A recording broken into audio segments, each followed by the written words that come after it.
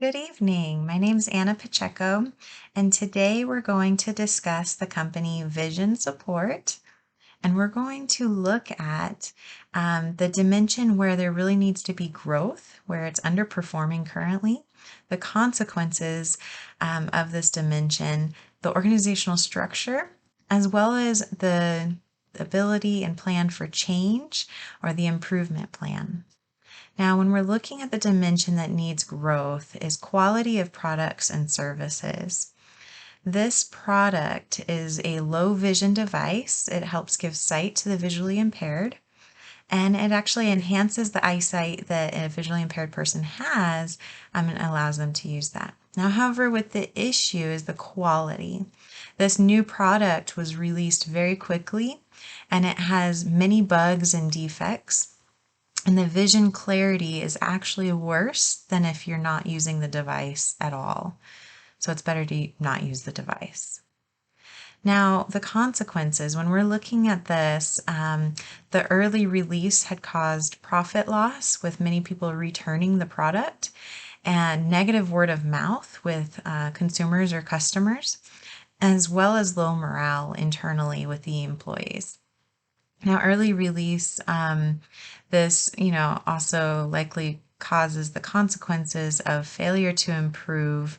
Will have financial deficits resulting in possible layoffs, restricting the ability to innovate further, losing the positive reputation and trust of this organization.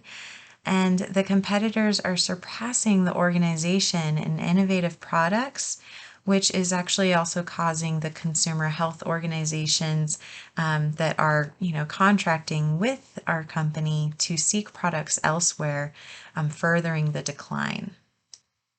Now, the organization structure is a bureaucratic functional structure made up of groups of employees by business function.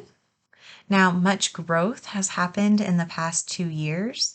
This is possibly causing functions to run slower as the hierarchy grows taller. The culture promotes an espoused value of open door policy, encouraging everyone to work with others, regardless of roles. But on the contrary, the enacted value is that suggestions and input does not get acted upon.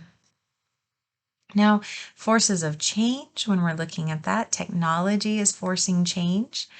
For example, by not researching and investing in the newest technology, the camera in this product became outdated before it was even released, causing negative implications on the whole organization.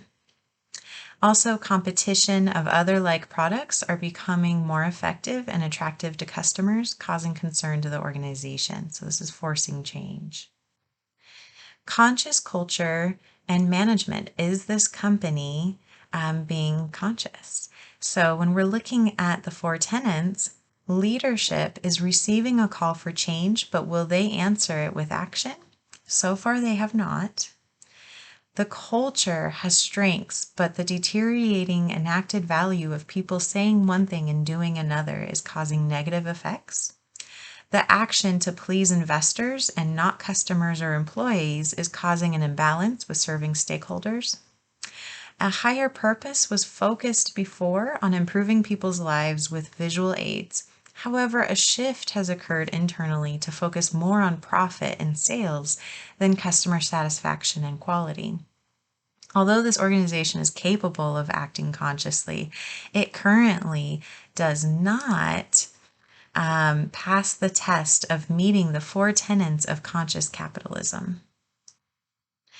Now, how do we change that? We're looking at, the improvement. And right here with Cotter's 8-stage process for change, we have suggested steps for this. So when we're looking at the 3 phases, we'll dive into the first one, creating a climate for change.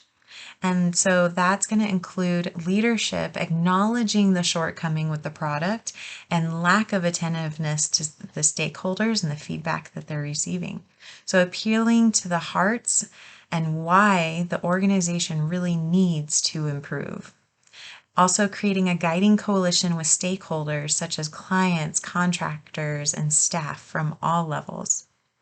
Developing a vision with strategies to achieve change, such as an example of transparency by communicating action being taken to improve the product to customers by the end of the month.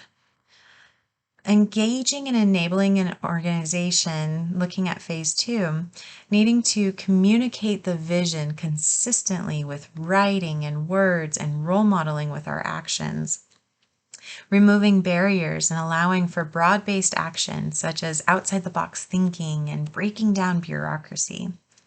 Creating short-term wins or measurable baby steps that can be celebrated publicly to encourage the momentum the change really needs.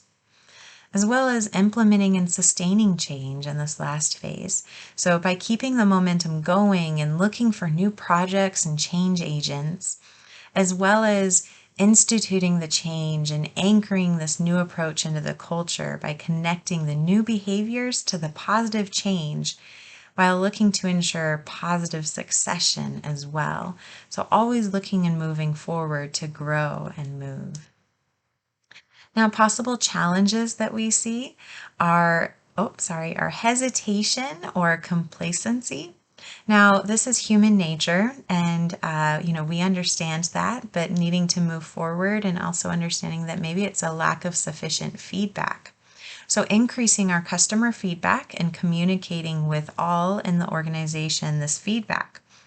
Possibly including this maybe quarterly feedback data in reward systems, maybe a bonus, or possibly a yearly merit increase, and utilizing that across the board. Players for the guiding coalition.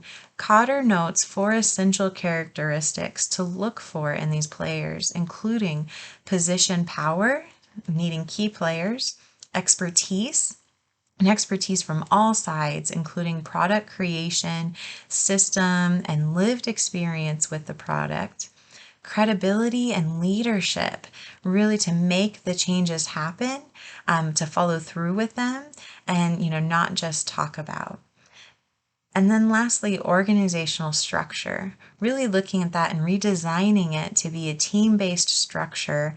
This will increase the collaboration from different functions, which is needed for the fast turnaround projects with the technology-based organization.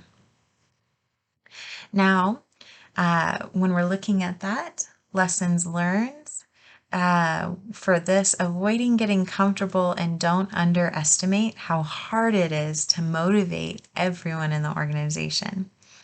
We'll need to live it out by posting the vision for change on all possible visual cues to remind all the urgency for this need. Once the change is created, infusing it in the culture so we don't lose sight of it. Listening to stakeholders as they hold the future of the company in their hands with their feedback, as well as continuing to grow and look for development, encouraging individuals, teams, and organization to have a growth mindset, accepting change in all things such as the structure, the services, and the behavior, because we all aim to improve lives internally and externally. And then lastly, we want to make sure we celebrate accomplishments, always encouraging the shared work of others. Remembering teamwork truly does make the dream work. With this positive change and serving others, Vision Support is on our way to being a conscious capitalist company. Now, are there any questions? No? Thank you so much. Have a wonderful day.